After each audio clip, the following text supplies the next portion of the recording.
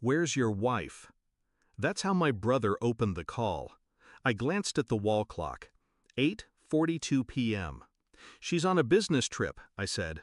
"New York, until Sunday." Silence. Then came his voice, flat, careful. "She's at my hotel, Adam, in Hawaii, room 509. She's not alone." I didn't breathe. He added, "She's using your ATM card." It took me a full minute to speak. I wasn't shocked, not really, just quiet. "Keep an eye on them," I said, "and don't let her know you called." We met at a summer barbecue 11 years ago. She wore red, laughed too loud, kissed me before we exchanged names. I thought I found fire. We got married 6 months later. She liked fast things, cars, decisions, people. She said I was her anchor. But eventually, she started drifting. Anchors don't matter when someone wants to float. The signs came slow.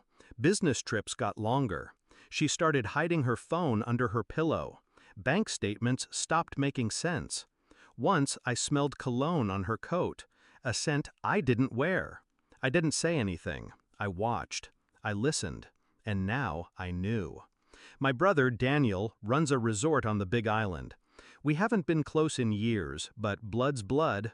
He texted me the name of the guest she checked in with, Jason Klein. I checked her calendar. She had an investor meeting listed, of course. I didn't rage. I didn't cry. I opened my laptop. First, I froze the joint accounts. Left enough for food and cab fare, just enough to sting. Next, I called Daniel. "I need her distracted. Can you upgrade her room? To the presidential suite?" "Exactly. Give her champagne. Tell her it's on the house." He caught on. "You're going to trap her?" I smiled. "No, I'm going to expose her." I booked a last-minute flight, landed in Kona just after sunrise, rented a car, drove straight to the resort. Room 509 overlooked the ocean. I didn't knock. I had Daniel unlock the suite's private surveillance system, hidden cameras, audio, everything streamed to my phone. She was wearing a silk robe I bought her for our anniversary. Jason was shirtless, drinking from a bottle of wine I paid for.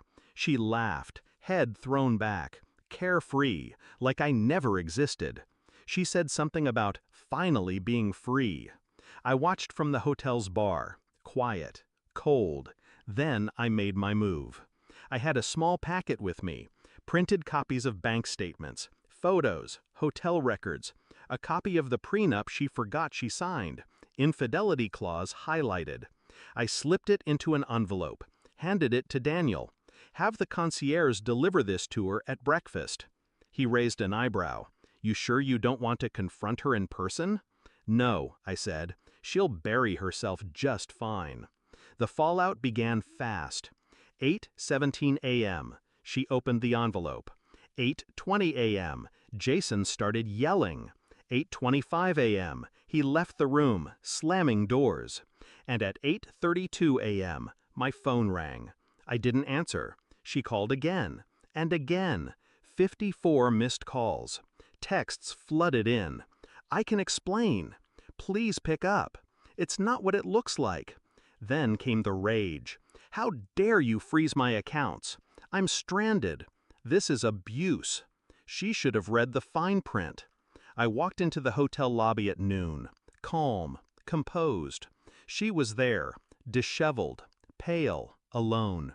She ran to me. "Adam." I held up a hand. No words, just a look. She stopped, just like that. I walked past her, sat at the outdoor cafe. She followed. "I made a mistake," she whispered. "He meant nothing." I nodded slowly. "You know what's funny?" I said. "You were always worried I'd leave you for someone else. But I stayed, even when you didn't." Tears welled. Real or not, didn't matter anymore. "You ruined everything," she whispered. "No," I said. "I ended it. There's a difference." I stood. "Checkout is at 11 tomorrow. Try not to steal the towels." Back home, I filed the divorce. With the prenup violation, she gets nothing. No house, no spousal support, just her own mess. The lawyer said, "She'll fight this." I smiled. Let her. I already won. Now I sleep soundly, alone but at peace. The air feels lighter. I didn't yell, I didn't beg, I just let the truth do the talking. She chose a beach fling over a life we built. She tried to lie, to take, to run. But I had one thing she didn't: control. She hasn't called since the court ruling. Last I heard, Jason blocked her too. Figures.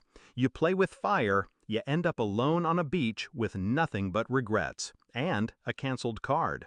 As for me, I built back quietly, smarter, stronger. She had the sun, but I had the storm, and I brought it with silence.